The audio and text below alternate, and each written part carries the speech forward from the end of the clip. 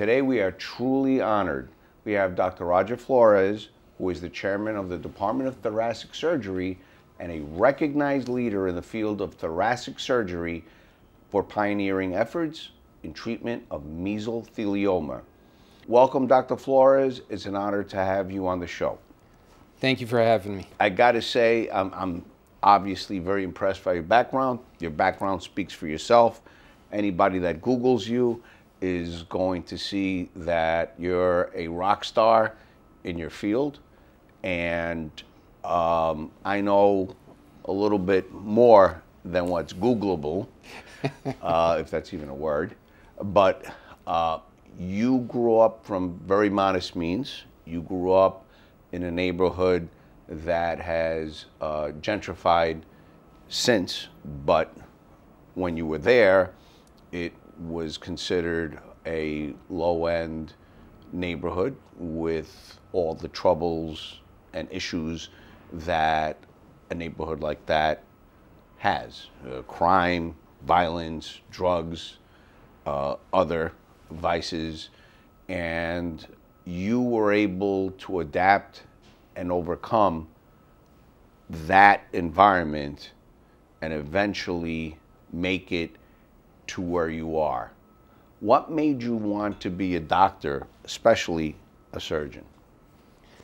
So it came from a bunch of different experiences. I think initially it started in the emergency room. Being in the emergency room as a kid, you know, when you're a poor kid growing up in this city, it's not like you have a primary care doctor or I'm going to go see my pediatrician. You go to the emergency room. You got a fever of 103, you go to the emergency room. You got a broken nose, you're in the ER. A cut eye, you're in the ER. So as a kid sitting in that ER and observing what was going on around you, you saw people who were hurt, who were getting treated and fixed. And you also saw some people getting treated, I'd say, worse than dirt. You saw certain people like doctors who are supposed to help others and who are supposed to treat people with dignity, sort of talking in a very condescending way to, you know, poor people who didn't have any means. And then you see them treating other people with respect. And as a kid, 8, 9 years old, it was obvious to me, okay, he's talking to, you know, little Miss Gonzalez in a certain way as opposed to another patient who's well-dressed like we are right now. And that always left an impression with me that, God, if I was in that position, I'd want to do better. And then the other aspect probably came from, just like you said, the crime, the violence that we saw. I mean, you know, we grew up with people who were hurt, shot, stabbed, etc. And then you see them running around on the basketball court afterwards. You know, and I always wondered, what did they do inside to fix that person? And so in my head, you had the mechanical aspect where, okay, I can fix this person on the inside. And then you had the human, emotional, spiritual component where I want to make this little old lady feel comfortable. So you have the quintessential skills to do what you do. And I've personally seen your bedside manner, which makes you above and beyond what a surgeon does. You're not just a body mechanic, if you will, but you're also a psychologist, a spiritual leader. Your bedside manner makes people feel comfortable and makes people feel that they are in the right hands, and you give them hope. Besides your clear pedigree, you were one of 18 majors in biochem at NYU, which is an extremely difficult major to have, to even undertake. And you had the audacity to do that. You moved on to Einstein Medical School and graduated from there, Harvard. But the first incision that you ever made, was that scary? And I'll tell you why. Because my background clearly is different. And the first time I went to the morgue, I was kind of like, I don't like this smell. And it stayed with me till this day. And the first time I went to a hospital and I had to see an autopsy, I was not comfortable with that either. So now, as you, the person, with somebody's life literally in your hands, how was your first incision? So it's an interesting point that you bring up. The first time I went to a morgue and I saw an autopsy, I got nauseous. I got queasy. I had to sit down. The guy was taking something that looked like a machete and he was hacking away at the guy's abdominal wall to open it up. And I went, whoa. And, you know, then I said to myself, maybe I'm not cut out to be a doctor. Maybe I can't do this. But you realize you get over everything. And the initial nausea, the initial feeling of queasiness that you get. And it's interesting you bring up the smell, because first you're in an anatomy lab, you smell that formaldehyde from the bodies. But the first incision you make as a medical student, where you actually take that knife and you put it on that body and you go like this, it's exhilarating. It's a lot of fun, because you are doing it with the intention of fixing that person on the inside. So it's like, okay, what's on the inside? I get to see it firsthand. So it's actually, it's exciting more than scary. It's not scary at all, because you're there with so many professionals. It's like, you know, an airplane pilot who's been flying for 50 years and he has his co-pilot who he's teaching. Same thing in the operating room. You're never there in a situation where you can hurt somebody. There's always other people there to help bring you through. And now, you know, I've been doing this for over 30 years. Now I help other people come through with it and make their first incision. Well, that's why you also have the title of Professor Flores, as well as doctor, as well as chairman. I don't even know if that's politically correct anymore, but that's your title, so we'll leave it at that. But there's something also extremely interesting about you, which is totally different from being a physician and being a surgeon. You actually ran for mayor, and you got literally thousands of votes without campaigning, which is amazing in a city like this. You ran as an independent, you got thousands of votes, and you didn't really campaign. Is there any other political aspirations in your future? Not really. I mean, the reason why I ran was for a very specific cause. As a thoracic surgeon, where I work, I'm in between the richest of the rich in the Upper East Side and the poorest of the poor in Spanish Harlem. And I've been exposed to patients in public housing who I've had to remove half of their lungs for fungus, for cancers from asbestos, from where they live. And these are people who pay rent. These are people who are not looking for a handout. These are people who work at my hospital, people who, when COVID hit, kept fighting for us, kept coming to work, risking their lives, coming to work to take care of other New Yorkers. So after COVID had been going on for a year, and I had, for the past 3 or 4 years, had been fighting to try and bring this to the forefront. I've been on many different political groups. I'm on the community board of East Harlem. And I've tried to make this a centerpiece of, listen, these people are living in life-threatening conditions. May not be tomorrow where they die, but 10 years from now. And these are really the heads of the household, are these women who have been fighting for their families for decades. And so I figured they needed a voice. And I wasn't being heard in any other way. And I said, well, maybe if I run for a very visible political office, I can get this message out about public housing and how it's a real big health risk, how I shouldn't have to cut somebody's chest open because of their living conditions.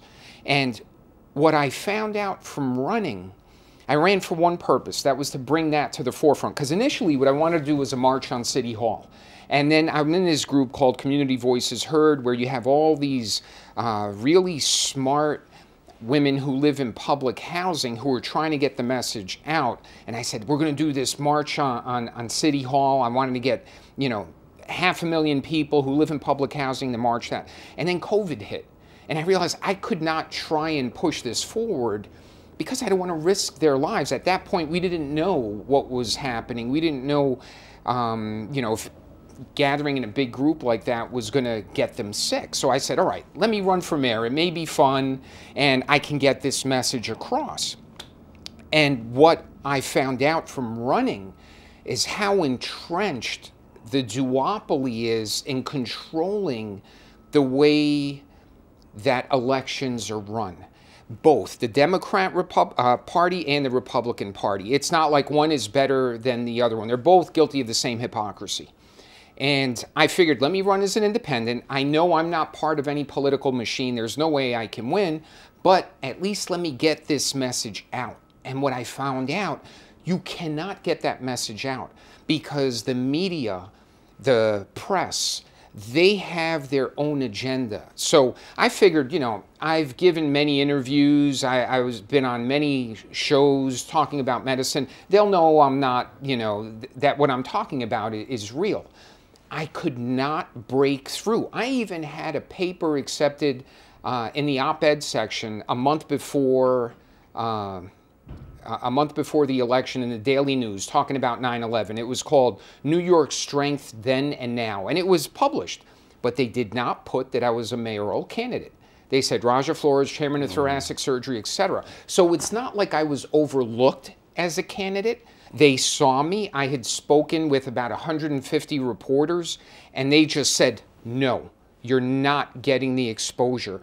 And I think it is because of the duopoly and the hold that they have on the media, maybe advertisements, etc., where they don't want to even give any outsider a chance of catching fire. And what's interesting is how they control the election. So when we were doing it, you have to gather petition signatures to get on the ballot. And it's actually a miracle we got on the ballot. My team was actually 4 medical students. And that was it. And we got on the ballot. But in the middle, they wanted to reduce the number of signatures from 7,500 to make it lower because they didn't want to go door to door with COVID, et cetera. So for the Democrat and the Republican parties, the number of signatures were reduced to 2,200. If you ran as an independent, the number of signatures that you had to get was 3,800. And this was a decision made by Governor Cuomo when he was in his position. And so many steps along the way, I realized how really the duopoly sets the rules of the election. So while I initially ran to bring public housing to the forefront, now I've got a different mission where I realize, wow, our country's in trouble if we don't take elections and put it back in the hands of the people rather than in the hands of the political campaign parties. Congratulations. You ran without running a campaign, you ran a campaign and you got thousands of votes, which is amazing as an independent and without donor money or corporate money. And it's amazing in and of itself. And it just adds a different level of being impressed by you and for you, and just adds to your, forget your resume, because your resume is what it is. It's impeccable. But it just adds to your life experience. And leave that question open in terms of, will you run again for something in the future? Because after what you just said, and knowing the person that you are, you're somebody that the public needs and the public would want and wants. So don't close the door on that so swiftly. You know, it's interesting. One of the few interviews that I did get was with Juan Manuel Benitez from New York One Noticias, and it was in Spanish, so I don't think it was something that was broadcast widely. But his first question to me was, you haven't raised any funds, and why would you embark on a campaign that has poor, low chance of winning? And I told him that's why, because the problem is you just judged my campaign on money. Right. And so we talk about corruption all the time, but corruption is a prerequisite for candidates that are considered viable. Right. The parties are the parties. They've been around for a couple of 100 years, and they really contain and control the city. And what's interesting is the reason why primaries actually came about was after the Civil War in the South, they were electing many black politicians, and they created primaries as a way to exclude black citizens from having a power in electing politicians. So primaries actually have their root in a very ugly part of our country. History, yeah. So let's get back to how you pay the bills. You're a surgeon, you're the chairman, and you're responsible for establishing VATS as the gold standard for surgical treatment of lung cancer. What is VATS? It's an acronym, I know that, but what is that? Basically, VATS stands for video-assisted thoracic surgery. It's basically minimally invasive surgery. So in the old days, we would make an incision this big to get out cancers, and sometimes have to remove a rib. And now we do it with 2 or 3 little small holes in the chest, and we can get out most cancers that way. Now, not every case should be done that way, but for the majority of early stage lung cancers that we see, that's the way we do it. And so that's a big advance. It helps people recover quicker, gets them out of the hospital quicker, etc. We've been hearing recently artificial intelligence, this, and AI, that. Now, what you got to realize, medicine is also big business. It's 20% of our GDP. My hospital is the #1 employer of East Harlem. There's a big economic component that goes with it. Big pharma, etc. When you take new technology, let's say robotics, it may be applied to one specific area. Like, let's say prostate surgery. People will say, wow, that's great. You really can do a lot of stuff with the robot down in that little area where you're doing these little small anastomoses. But it's not applicable to everything. The problem with medicine now, they will take that technology and apply it to many other areas in medicine where there's really no benefit that's been proven in any of the data, but they use it as a marketing tool. Like in the old days, there was the laser. Oh, he's going to use laser. And that's sort of what's happening with certain other AI or robotics, in that it may work for one thing, but then they take it and they market it for many other things because it's sort of like it's part true, and everyone wants to be on the cutting edge. This is new, this is great for medicine, etc. And you just have to be careful with that. You see that also in medicine. I mean, right now, halftime in the Super Bowl, you see stuff for all kinds of cancer drugs. They're marketing it directly to people so that people ask their doctors, hey, what about this drug? What about this procedure? And the most important thing is to go to a doctor that you trust. Many people will say, what's the most important part of a doctor? What do you think? What is the most important part of a doctor? Or not, let me not say doctor, surgeon. I would say somebody with a reputation, and somebody you could trust, and somebody that I feel comfortable with. That's a better answer than I think most people have. When I say, thank you. What do you think is the most important part of a surgeon? Some will say the brain, some will say good hands.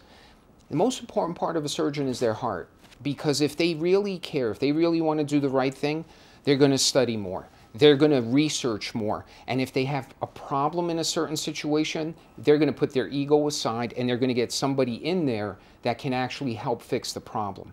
If you have a big ego and your heart's not into it, you don't make the right decisions. Speaking of research, I understand your research has significantly impacted the management of, let me say this right, pleural mesothelioma. What are your findings? So basically, we did this study comparing these two big surgical procedures. One is called an extrapleural pneumonectomy, where you take out the lung, the covering of the heart, the diaphragm, the muscle between the chest and belly, and the lining of the lung. You take all of it out with the tumor in the middle. And then you have, and we were doing that for the first 15 years of my career. And then there's another procedure called a pleurectomy, where you just take out the covering. So it's like peeling an orange. And we said, you know, this is a devastating disease that kills people very quickly. And what procedure is better? Because losing your entire lung is not a little hit. That's a big hit. And so we did this big study looking at hundreds of patients and compared the two. And we found there was really no big difference. So if you're going to have a procedure to get rid of the cancer, you want to minimize the hit that you're giving to the body. So in the old days for breast cancer, they used to cut the whole thing off. It was called a radical mastectomy. Now they can do it with just cutting out a little piece of lumpectomy with radiation. In the old days, there were many other operations that were bigger to get these things out. So essentially, we just followed history. So we reduced how big the operation is without compromising the longevity of the patient. Let's talk about something that's intriguing to me that I learned from watching one of your lectures. Today, asbestos is banned in many countries worldwide. However, according to the National Cancer Institute, incidence of mesothelioma has increased in the last 20 years. Why is that? So you figure now that people understand a lot of the harms of mesothelioma and of developing mesothelioma from asbestos, that the measures put in place to protect the public would happen and the incidence would drop. But no, we still see about 3,300 cases of mesothelioma a year in the United States. And the problem is that it is not banned. It is still legal to use asbestos in the United States. You can still import it. Now, they don't make it here. You used to have the asbestos mines that were in Libby, Montana, that made insulation. The World Trade Center was sprayed with it. So when those towers came down, a lot of asbestos went out into the communities, and the first responders were covered in it. But even though there's restrictions on asbestos, it's still not banned in the United States, so you can import it. One of the biggest importers of asbestos products used to be brakes, etc., but also now the chloroalkali industry. One of the chemical, the chemical industry imports it, and they use it in their chemical reactions, and that exposes their workers to asbestos and potentially getting lung cancer and mesothelioma. You mentioned the World Trade Center, and I remember you telling me 20 plus years ago, and I didn't quite understand at the time because I'm a first responder, and you said you're going to see, beginning in 5 years, a lot of hits from that exposure. And I maybe because I'm a neophyte or whatever, I'm not in your line of work, but I was like, what is he talking about? A lot of hits. 2,000 people died. What are you talking about? And sure enough, subsequent to that, literally hundreds of people have died since then, and thousands of people are sick since then and have passed away. Friends of mine, I'm sure friends of yours or people that you know, and you were spot on. You called it. You called it. What's interesting is more people have died now as a result of the exposure than actually died in the towers. And you're going to see more and more die. Now, someone may think to themselves, well, it's over 20 years, people die. But the number who have died from cancers are above and beyond what is predicted from statistical models. And we see it every day. The current administration is trying to get rid of asbestos and other chemicals, but they're getting a lot of pushback from chemical companies. As an expert on mesothelioma, what are your thoughts on this? Yeah, to me, it's a no-brainer. You know, you've had this bill going through Congress. It's called the Allen Reinstein Ban Asbestos Bill. And they're doing everything they can to block it. Think about the chemical industry. It's an $8 billion industry. And they have anywhere from about 40 plants throughout the United States. There's one in Niagara Falls. They're all over the place. And if they have to change the way they do things, that's a lot of money that's going to be lost from their bottom line. To your point, top officials at the EPA have, and the Chamber of Commerce have urged the EPA to reconsider the specific condition of the use of chemical substance and the drastic impact it would have on drinking and wastewater systems. Is that true? If you're a politician sitting there and the chemical industry is lobbying you and they have all this money to convince you otherwise, you're going to take that into consideration. If you're in my position and you see families getting destroyed, and when you operate on cancer-ravaged lungs from this stuff, it's a no-brainer. You ban it. Yeah. But there are other factors other than just human life that people take into consideration. Sure. Just like the gun lobby, so on Smoking, and so forth. vaping, smoking, marijuana. When it tells now. you right on the pack of cigarettes, Surgeon General, skull and crossbones. Basically, this will kill you. Okay, well, light me up. You know, it's ridiculous. The Allen Corporation, one of the largest chlorine manufacturers, argued that asbestos can safely be handled for chlorine production and should be exempt from the ban. True or false? No.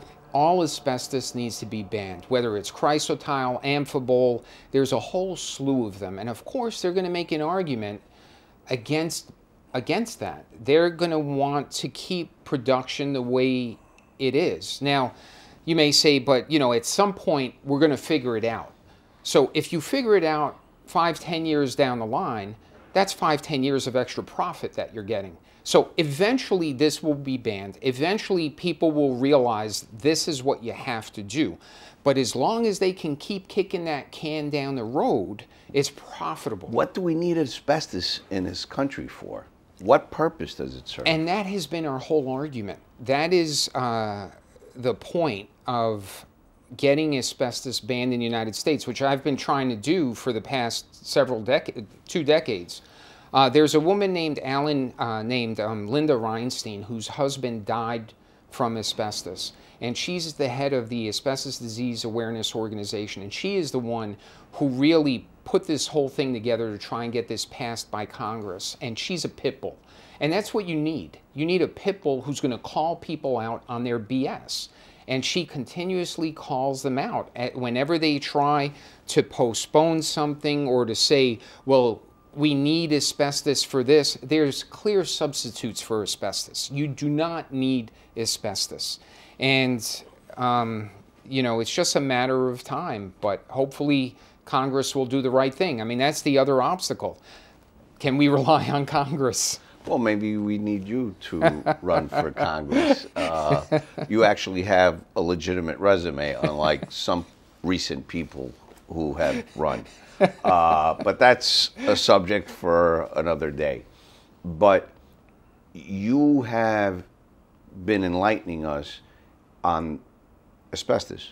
And asbestos is something that's in our day-to-day lives. People live with it and have it in their homes, in their workplaces, and it's very costly to remove. And the best choice or the best guidance that people are given is just leave it alone. Don't mess with it. But here's what you're bringing to light and which our viewers are learning and need to know, that asbestos is still legal in this country, which is just mind-boggling. How, okay, I could understand that 50 years ago, you build a house, a building, what have you, asbestos was the go-to for certain insulation, what have you, tiles, whatever. And now it's an issue when you go to sell that property or need to fix it in some way, and it's like either pay a lot of money or just leave it alone. But the question is, how could it possibly still be legally admitted? And that's the way I feel. It's interesting because, you know, in New York City, there's a lot of asbestos. All the real estate developers, etc., they want to brush it under, you know. So what's in the walls here, like you could possibly have it in this building, it's called legacy asbestos, meaning that it's left there from the era when we used a lot of asbestos. And people don't even want to know about it. So let's say public housing like NYCHA. Right. I've been trying to find what buildings, where in the buildings is there asbestos. Nobody knows. Right. And so the problem is when you do construction and you have the workers in there and they start tearing down the walls, no one's going to look for it because it's going to cost money because you got to abate it. They rather just strip it. And then so it's the poor workers that are exposed to it. And when you look at many of the buildings in New York City, people want to brush it under the rug. People do not look for it. I mean, I've personally have gone to certain homes in East Harlem, Wagner and Carver houses, and I've taken samples to look at it myself. And nobody wants to help identify it because it costs money. So like you said, it's easier to just sweep it under the rug. We already identified and discussed that it's cheaper to just leave it than to remove it, unfortunately. And it's also legal, which is unbelievable that it's still coming in to the country and being used in different manners.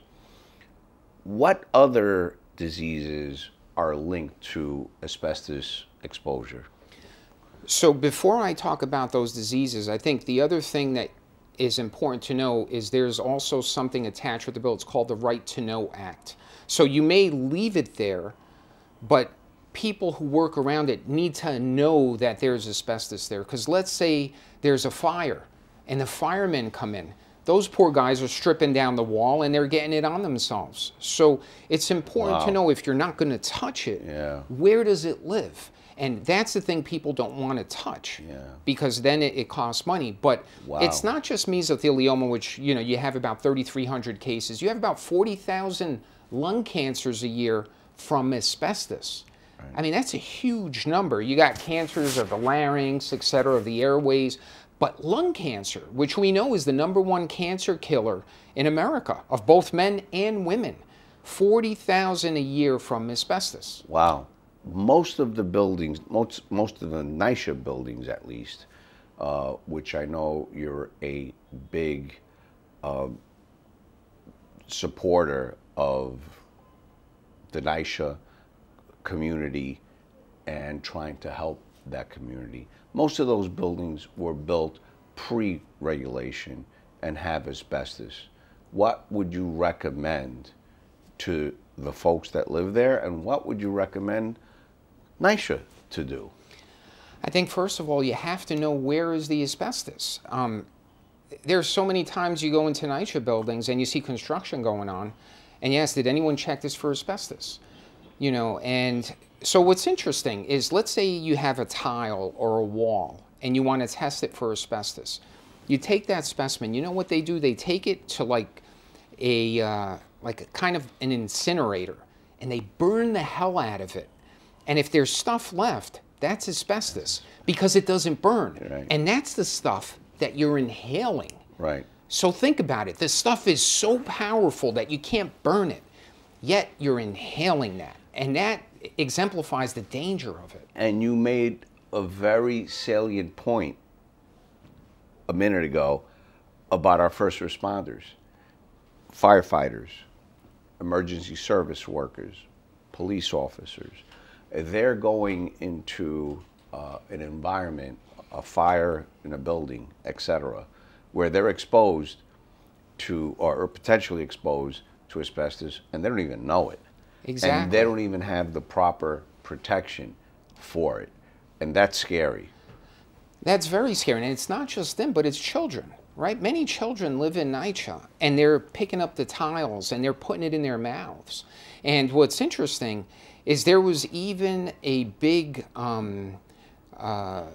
sort of big attention put on crayons and children's makeup 2 years ago, where they were importing makeup and crayons that had asbestos in it.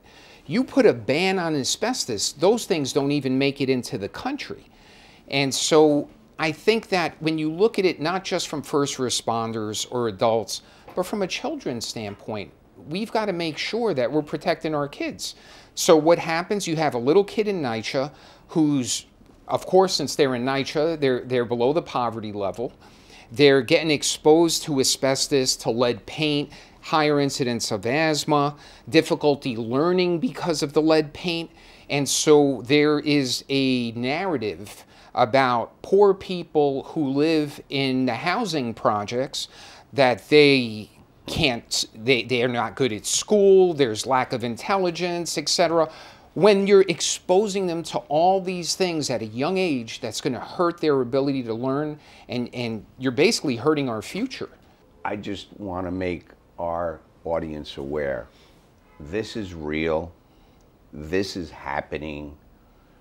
You have in front of you the expert on mesothelioma, other cancers, and he's talking from a medical physician, surgeon's expertise, not from where he may work at. But if you Google him, he's a rock star in this stuff. He called it 20 years ago when 9/11 happened, 20 plus years ago now, and he was right, where I didn't even understand back then what the heck he was talking about.